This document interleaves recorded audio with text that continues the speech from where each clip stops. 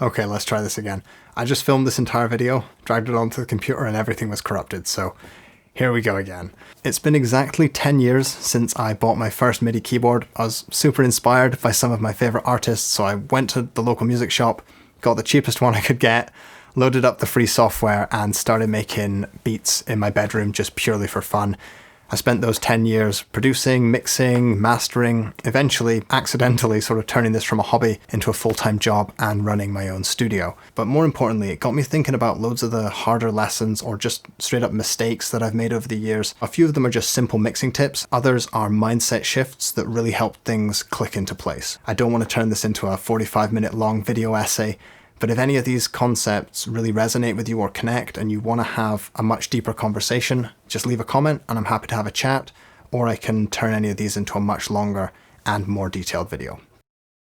This is the best way to mix competing tracks, and it's the most common question I hear. While there are lots of plugins designed to help carve space between different tracks, and you can use EQs and dynamic EQs to attenuate and boost the same regions on different tracks to try to carve space, but the reason it's so difficult to get all of these competing elements to fit together in the mix is because the problem cannot be fixed in the mix. This is one thing that really has to be fixed in the arrangement and production, and nobody likes to hear that. It was so annoying to hear this when I was starting out, or even for many years. But listen to any of your favorite records. Notice how all of the elements groove around each other, fit in the pocket, and they're all working with the arrangement. Once this mindset shift sinks in, your tracks are going to sound so much more confident, they're going to have a lot more purpose, they're going to groove well, and they're going to pretty much mix themselves. Lots of the presets you use, like synthesizer presets, they're so full range with bass, mid, and treble, and they sound amazing. You're not going to be able to stack too much on top of it. You've got to make some compromises if you want to let the song breathe and do what it's supposed to do as a song.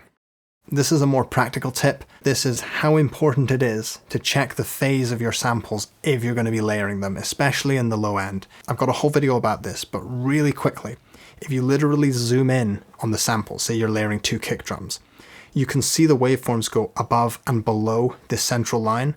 Just make sure that at the same time they're both going up and down, because these will reinforce each other. If the 2 waveforms are opposite, they're actually going to cancel each other out, and no amount of processing, EQ, compression, distortion, anything you lay onto it can help, because the 2 waveforms are cancelling each other out before you've even started. And the reason I share this is I've just had a few embarrassing mixes that I've done where I didn't realize until the next day or the next week why I was struggling. Couldn't make the kick and bass work, layering samples, adding on EQ, low-end exciters and distortion, all sorts of stuff. All it needed was the polarity to be reversed. So there's always going to be some degree of phase cancellation. I just didn't understand anything about that for the first couple of years. And I was just, loading on samples and trying to make things work, and it was bad. So hopefully you've learned from that mistake.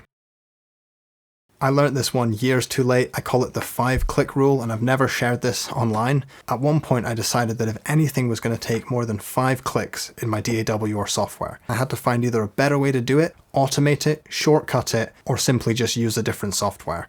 My relationship with the software at the start was really bad. I felt like I was wrestling this software to make it work for me. I always felt like I was having to do the heavy lifting, and the software was just totally getting in the way. There had to be a better way to do it. And the truth is, if you go through the manual, if you look for advice online, there almost certainly is. If you're trying to record stuff, add effects, pull in your favorite presets, load up projects, there's no need to be clicking through loads of menus unless you're looking for very obscure things, or maybe you're doing something very labor intensive, like manual pitch correction. If I'm creating folders, opening up new projects, I can just type a name, type the artist name, song name, and it will generate all the folders, open the project, pull in the tracks, open up all my effects. You usually pay quite a lot of money for these softwares, so at least let them do a lot of the heavy lifting for you so that you can just be creative, do your music production, mixing, mastering, whatever it is, and have a bit of fun with it instead of wrestling with the software. This one is insanely controversial, and I really don't know why, but basically a few years ago it looked like loudness regulations and specifications were going to be coming in, and that it would make everything more beneficial to you if you mastered at slightly lower levels and followed the specifications for particular streaming services. but it's become completely apparent to me, especially after my last mastering video where I looked at what a bunch of professional engineers were doing and what levels they were hitting. But to keep this brief, basically the loudness wars are over and Loud has won. Almost all professional engineers are pretty much disregarding the specifications that Spotify or Apple Music are giving, and we're simply doing what's best for the song or maximal loudness. Now this annoys a lot of engineers because it makes people think, well, you don't need to hire anyone, you can just do this yourself. But I actually think, and so do a lot of my clients, that this makes it even more important to hire a mastering engineer because they can audition a whole bunch of loudnesses, give you loads of options, and we can both pick the version that sounds best for your genre instead of arbitrarily following what Spotify or iTunes or Apple Music thinks is best for your song. In short, the loudness wars are over. You don't need to master to any specific specifications. Those regulations exist so that when you submit your song, it's not going to blow anyone's eardrums out or play back super, super loud. This is a more practical tip. Soloing your channels is great when you're learning effects or you're learning processing, but when I'm actually mixing, this slows me down because it's so easy to make things sound good in solo. You know what it's like. You mix something that sounds amazing, you play the rest of the tracks, and it doesn't fit in. You have to make a load of adjustments. So what I try to do, and this is really difficult and disorienting at first, is playing that track in the context of everything else. If you're mixing the snare, keep the rest of the drums on while you're adding the effects. If you're mixing the vocal, maybe keep the guitars or the synthesizers on, even at a lower level. This is going to rapidly improve the speed of your mixing because you're not going to have to go back and remix everything for the second, third, or fourth time when things aren't fitting in. But also it reduces your ear fatigue because you will be working quicker, not having to listen to the same sounds over and over again. You've probably heard the phrase, it's not about the gear, it's about the ear.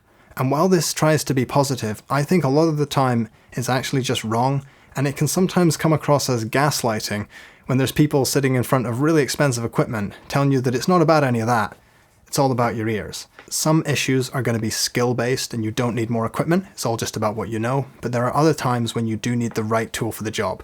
Now we don't apply this phrase to any other profession that I can think of. If you're an electrician, it's okay to have all the tools you need in your toolkit. Gardener, it's okay to have a great lawnmower. Video editor, you can have a great color-accurate screen, otherwise you can't see what you're doing. If you're a music producer, mixer, mastering engineer, it's okay to have good equipment that lets you accurately hear your music.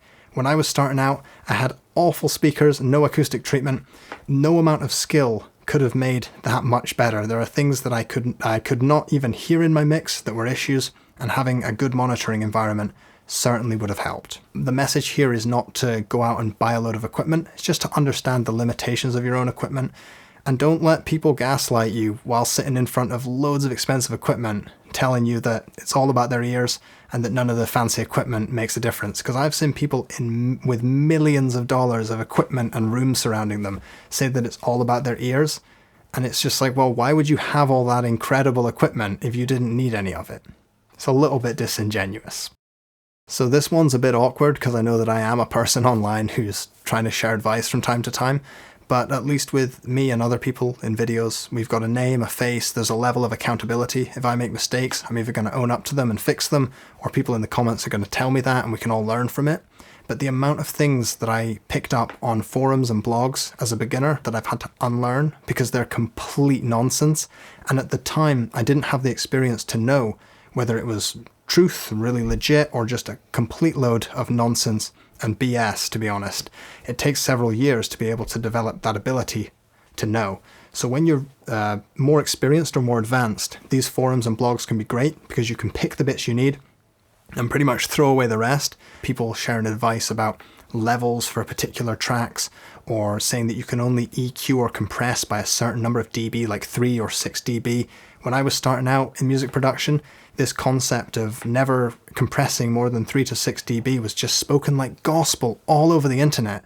And then you get into the more professional world and you realize that is absolute nonsense. You just do what the tracks need. And by far the biggest lesson here is that if there's anyone online trying to sell you any sort of formula or method to mix or produce a song or master by a particular method or formula or by numbers, that's absolute nonsense. Anyone that's professional knows that there's no such formula.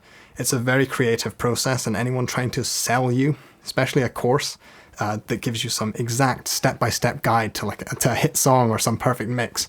That is nonsense, and I wish I'd known that sooner as well. So that's all I have time for here. I've got loads more points that I want to get to, but I'm aware this video is just going to get super, super long, which I said it wouldn't. I'm trying to do some different things on YouTube and my other social medias, especially with short-form content. At the end of the day, I'm trying to do this to connect with the community and try to offer stuff of value, the sort of stuff that I wish I had seen when I was starting out. So just let me know what other sort of stuff you'd want to see, and also let me know if there's any, mistakes or lessons you've learned along the way. I know some of you have been doing this longer than I have, and I'm sure you've made just as many mistakes as I have, although I hope not. But you tend to learn from your mistakes. I've learned from them. Hopefully you can learn from them all too. So thank you very much for watching. I hope to see you in the next video, and have a great week. Bye for now.